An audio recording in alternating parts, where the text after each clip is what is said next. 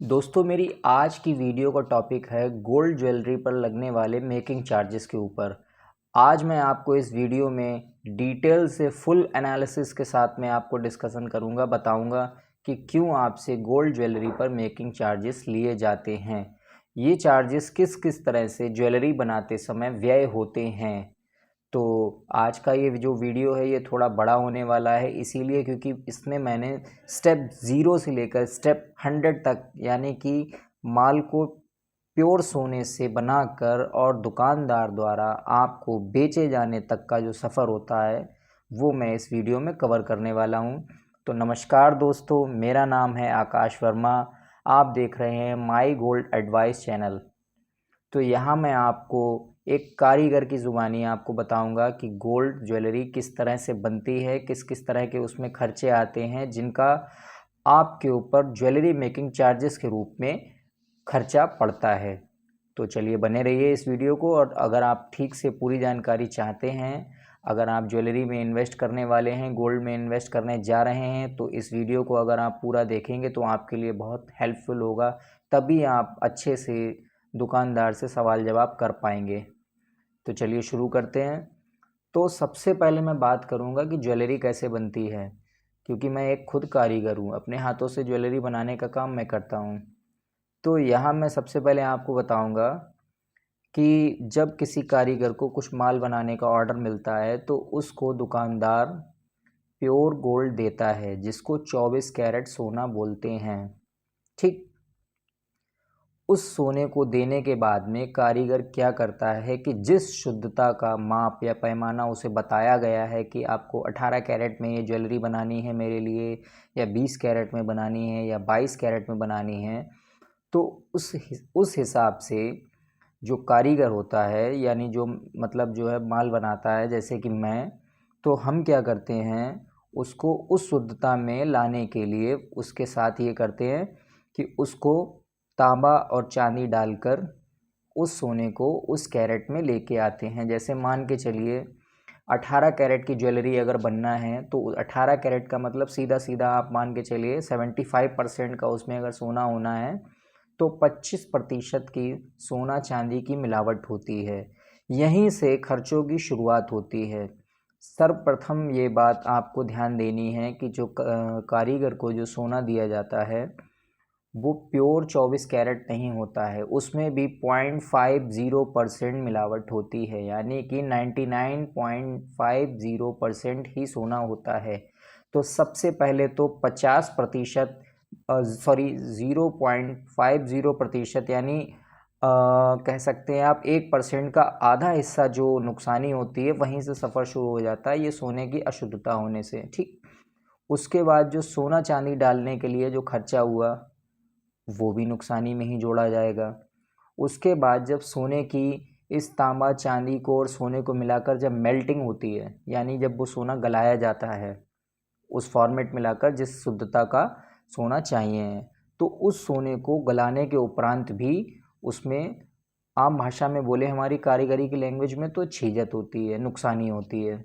ठीक, तो गलाने में कुछ घटता है, और जब वो घटता है तो ऐसे मान के चलिए आप, यदि 10 ग्राम भी अगर सोना गलाया जाता है तो लगभग 100 से 50 मिली घट जाता है, जो हाथ में नहीं आता है, बाद में आता है लेकिन पूरा नहीं आता है, लेकिन हाँ तुरंत के लिए वो नुकसान होता है। तो ये मान के चलिए 10 ग्राम में अगर 100 मिली या 50 मिली घट रहा है तो 1% या आधा परसेंट यहाँ पर खर्चा आता है। आधा वहाँ जहाँ सोने की शुद्धता में आधा परसेंट की कमी मिली थी, आधा से 1% यहाँ जो सोने को गलाने में हो रहा है, और जो तांबा चांदी उसमें डाला गया है, क्योंकि चांदी आज के समय में कितनी महंगी हो चुकी है आपको पता है। यदि 10 ग्राम सोने को 75% वाला बनाने के लिए उसमें चांदी डाली गई होगी, मान के चलिए आप 2.5 ग्राम का आधा, अगर आधी भी चांदी डालिए 1.5 ग्राम, तो मोटे मोटे तौर पे 400 से 500 रुपये की चांदी, 400 रुपये के आसपास की, 350 से 400 रुपये की चांदी उसमें गई। ठीक, तो इसको भी अगर हम गोल्ड में अनुपात में रेशियो में लेके आएंगे तो ये मान के चलिए कि ये भी लगभग लगभग जो है हो जाती है, 1% के आसपास का खर्चा इसमें बैठता है। अभी इसमें आपने एक चीज़ मैंने और मिसिंग कर दी, जहाँ गलवाया है वो गलाई वाला भी अपना चार्ज लेता है। 100 से 50 रुपए तक 10 ग्राम सोने का चार्ज लगता है, वो भी इसकी मेकिंग चार्ज में ही जुड़ेगा।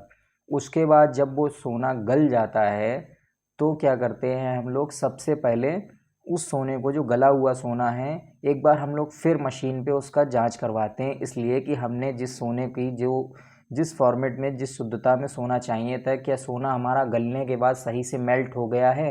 तो वो मशीन पर जांच होता है। जांच होने के लिए स्क्रैच किया जाता है, तब सोने का घिसाव होता है, वहाँ पर भी वो खर्चा होता है। और जो जिसकी मशीन होती है वो भी कुछ ना कुछ खर्चा लेता है। 100 रुपये लगभग एक बार जांच करने के लगते हैं। और जो सोना जाता है, ये मान के चलिए आप 10 ग्राम पे लगभग 10 से 20 मिली सोना जाता है। इसका मतलब है 10 से 20 टुकड़ी, यानी कि 1% का आप कह सकते हैं 20वां हिस्सा। ठीक, लगभग 20 से 30वां हिस्सा तो चला ही जाता है 10 ग्राम पे, याद रखना। उसके बाद ये सारी चीज़ें जो भी मैं आपको बता रहा हूँ, ये मैं अपने इस तरह से माइंड में रख के बता रहा हूँ जैसे जैसे मैं दुकान पे काम करता चलता हूँ, क्योंकि यहाँ पर कोई भी स्क्रिप्टेड नहीं है, क्योंकि ये तो मेरा रोज़ का काम है। तो आपको मुझे बताने के लिए किसी स्क्रिप्ट की ज़रूरत नहीं है। अभी सोना जांच हो गया, ठीक, जांच होने के बाद में जो डिज़ाइन कारीगर को बताई जाती है, जो ग्राहक ने पसंद की होती है, तो उसके अलग अलग पार्ट्स आपने देखे होंगे, बहुत सारे डिज़ाइन होती हैं, उन सबको अलग अलग जो है डाई के थ्रू कटवाया जाता है। आपने देखा होगा उसमें वायरिंग का काम होता है, और जैसे ऐठा वाली वायरिंग होती है, जैसे आपने देखा हो बिजली के तार होते हो मुड़े हुए, ऐसी डिज़ाइनें होती हैं। इन सब के लिए अलग अलग वायर करवाने होते हैं। तो जब डाई कटने जाती है तब सोना जो होता है वहाँ पर भी उसमें नुकसानी देनी होती है, उसका खर्चा देना होता है। जब तार होता है, वायर उसका किया जाता है गोल्ड का, वो भी करने वाला अलग डिपार्टमेंट है, अलग इंसान होता है, अलग कारीगर होता है, वो भी अपनी नुकसानी लेता है। और इन सब के बाद में जब वहाँ से जब डाई मिलती है, तार मिलता है, तो साथ में थोड़ा सा जो एक्स्ट्रा मतलब मटेरियल होता है, उसे आप कह सकते हैं कार्टन बोलते हैं अपनी भाषा में, जो कि पंच कटने के बाद में एक्स्ट्रा पत्ता निकलता है। उन सब के कार्टन को इकट्ठा करके गलाया जाता है, तब वहाँ भी नुकसानी फिर एक बार होती है, क्योंकि सोना जितनी भी बार, जितने भी हाथ लगते हैं, उसमें बराबर घिसाव होता रहता है। गलाने पर भी वो घटता है, उसमें भी नुकसानी होती है। और जिन जिन लोगों को काम दिया जाता है वहाँ भी 1%, आधा परसेंट, किसी न किसी का हिस्सा बना हुआ है, वो उसको दिया जाता है। वो उसका खर्चा है, वो उसकी आमद है। इस सब के पश्चात इतनी सब प्रक्रिया हो गई। अब बारी आती है, ये जो रॉ मटेरियल इकट्ठा हो गया है। और हाँ, एक चीज़ और है इसमें, जो सोने की बॉल्स लगती हैं, आपने देखा होगा दाने होते हैं छोटे छोटे, ये सब भी बनाने वाले अलग लोग होते हैं। वो भी लगभग आधा से 1% अपनी खर्चा लेते हैं उसको बनाने का। वो कारीगर सेपरेट बिल्कुल अलग होते हैं, ठीक है। वायर तो कई बार हम लोग खुद से भी कर लेते हैं, वो नुकसान अपना बचा लेते हैं, या कह सकते हैं वो नुकसान दुकान का दुकान पे ही रहता है। लेकिन ये बॉल्स वाले सेपरेट होते हैं, अलग लोग बनाते हैं, वो अपना पूरा खर्चा लेते हैं। तो अब ये सब करके कारीगर के पास में रॉ मटेरियल इकट्ठा हो गया। अब जब ये रॉ मटेरियल इकट्ठा हो जाता है, तो हम कारीगर उन सभी छोटे छोटे पार्टिकल्स को डिज़ाइन बनाते हैं, सजाते हैं उनको। एक ब्लैक कलर का आपने देखा होगा, काले रंग का मोम, जिन्हें स्कूलों में पढ़ने के लिए यूज़ होता है, ऐसा कुछ। या वाइट कलर की आपने स्लेट देखी होगी हमारी दुकान पे, उसको जेन पेपर बोलते हैं। उसके थ्रू हम लोग उस पर सजाते हैं, उसको डिज़ाइन को शेप देते हैं, आकार देते हैं। तो इस सब के भी साथ में जब हम लोग काम करते हैं, तो यहाँ पे भी आप मान के चलिए 1 से 1.5% सोना तो घटता ही घटता है। ये जितनी भी मैं नुकसानी बता रहा हूँ, याद रखने वाली बात है यहाँ पर, ये जो छोटे कारीगर हैं, जो छोटे शहरों में काम करते हैं, क्योंकि मेरा मेन टॉपिक है छोटे शहरों में जो कस्टमर्स हैं, उनके लिए मैं ये वीडियो बना रहा हूँ। मैं किसी बड़े प्लांट की बात नहीं कर रहा हूँ जो 3% 4% में माल बेच रहे हैं। इसका मतलब है उनका बहुत बल्क में माल बनता है, फिर भी मुझे विश्वास नहीं होता कि वो इतने में कैसे दे सकते हैं डायरेक्ट कस्टमर को, क्योंकि इतना तो बनाने का ही खर्चा आता है। चाहे मतलब भले ही मैं छोटा कारीगर हूँ, पर मुझे पता है कि बड़ी स्केल पर भी काम होगा तो वहाँ पर भी कितना लगभग अगर खर्चा आएगा तो कितना आ सकता है, वो भी ईमानदारी से। बेईमानी वाला तो फिर आप कुछ भी बता दो। तो अब ये चलिए, अब जब हम उसको बनाते हैं तो बनाने में 1 से 1.5% का खर्चा होता है। प्लस ये मान के चलिए कम से कम जब हम एक ज्वेलरी को बनाने में 2 दिन का समय व्यय करते हैं, तो अगर आप हमारी, क्योंकि हम सोने के कारीगर हैं, अगर आप 1000 से 800 रुपये भी आप हमारी एक दिन की दिहाड़ी के हिसाब से भी जोड़ के चलेंगे, तो 2 दिन लगे 2000 रुपये लगभग का हिसाब अगर रेशियो आप पकड़ के चलेंगे, तो लगभग 1.5% हमारा बनता है।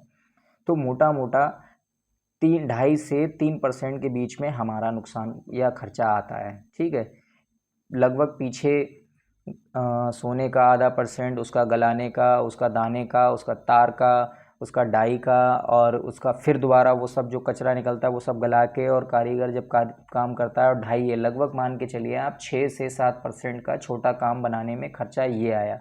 उसके बाद जब वो पुर्जा बन के तैयार हो जाता है, चीज़ बन के, ज्वेलरी बन के तैयार हो जाती है, तब बात आती है उसकी पॉलिशिंग की।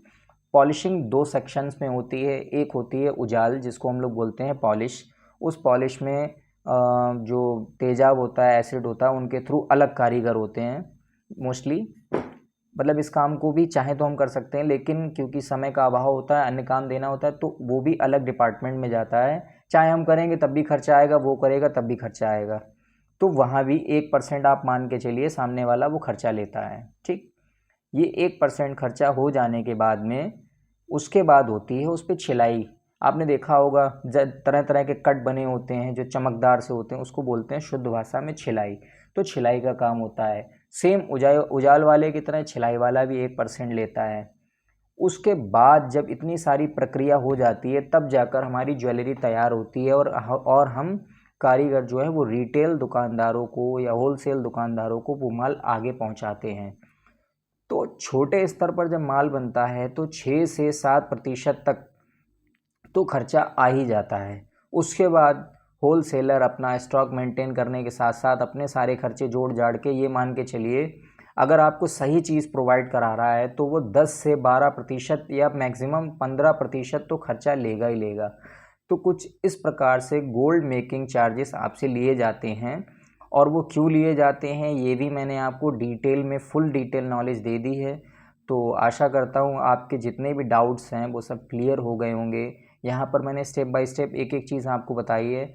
एक बार मैं फिर से कोशिश करूँगा अपनी दुकान पर बैठ के ये सारी वीडियोस रिकॉर्ड करने की, जब स्टेप बाय स्टेप मैं ये सब चीज़ें कर रहा होता हूँ। थोड़ी बड़ी प्रोसेस है, जितना आसानी से मैंने 12, 13, 15 मिनट में ये वीडियो बना के बता दिया है, इतना टाइम नहीं, इससे काफ़ी ज़्यादा टाइम लगता है ये सब काम होने में। कोशिश करूँगा छोटे छोटे क्लिप्स के तौर पर आपको ये सब चीज़ें इकट्ठा करके एक वीडियो में आपको दिखा सकूँ कि कैसे प्योर सोने से ज्वेलरी बनने तक का सफ़र और आपके हाथ में पहुंचने तक का सफ़र तय किया जाता है। आशा करता हूं आपको समझ में आया होगा कि आपसे गोल्ड ज्वेलरी पर मेकिंग चार्जेस क्यों लिए जाते हैं और किस किस तरह से खर्च होते हैं। ऐसा नहीं है केवल एक ही आदमी की जेब में जाते हैं, इसके नीचे 20 पेड़ जुड़े हुए हैं, 20 तरह के काम करने वाले हैं, उन सबके हाथ में उनकी योग्यता के अनुसार उनको खर्चा दिया जाता है, इसीलिए आपसे मेकिंग चार्जेस लगते हैं।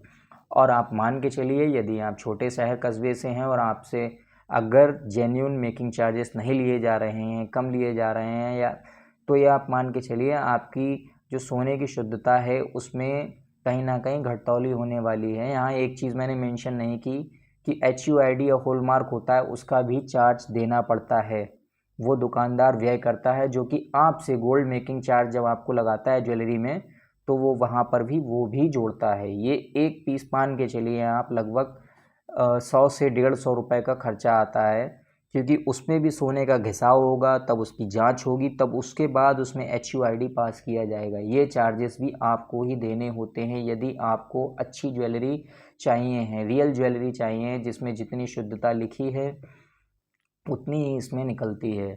अभी मान के चलिए छोटे शहरों में HUID सेंटर्स ज़्यादा नहीं हो पाए हैं, इसलिए आपको सिंपल हॉलमार्क ज्वेलरी मिलती है, पर कोशिश कीजिए HUID ज्वेलरी ही लें। हाँ, आपका छोटा शहर है जहाँ दुकानदार के पास ये सुविधा नहीं है, तो वहाँ आप कोशिश करें कि दुकानदार से जो बारगेनिंग है वो जायज़ है, जितना कर सके उतना करें, लेकिन अगर वो आपको बहुत ज़्यादा अनाप शनाप छूट दे रहा है तो आप समझ जाइए कि उसने आपके माल की शुद्धता में घटतौली की है। नमस्कार दोस्तों, बने रहिए मेरे साथ। हमारे इस चैनल पर आपको ऐसी इन्फॉर्मेटिव वीडियोस जो है लाता रहूँगा, आपको जानकारी देता रहूँगा गोल्ड ज्वेलरी के बारे में, टिप्स एंड ट्रिक्स। और बाकी ये है कि अगर आपको कुछ ना समझ में आया हो तो आप मेरे कमेंट बॉक्स में लिख सकते हैं, आपको क्या समझ में आया, कहाँ गलत लगा, क्या सवाल आप उठाना चाहते हैं, वो सब आप कर सकते हैं, वो आप उसके लिए आप फ्री हैं। और मैं भी आपके सलाह मशवरा या आपकी राय जानने के लिए बेहद उत्सुक हूँ। आप अपने रिएक्शंस दीजिए, मैं सारे पढ़ूंगा, देखूंगा, और उन पे हो सकेगा तो आपको सही से जवाब भी दूंगा। वीडियो को पूरा देखने के लिए और अंत तक बने रहने के लिए आपका दिल से आभार। Thank you so much.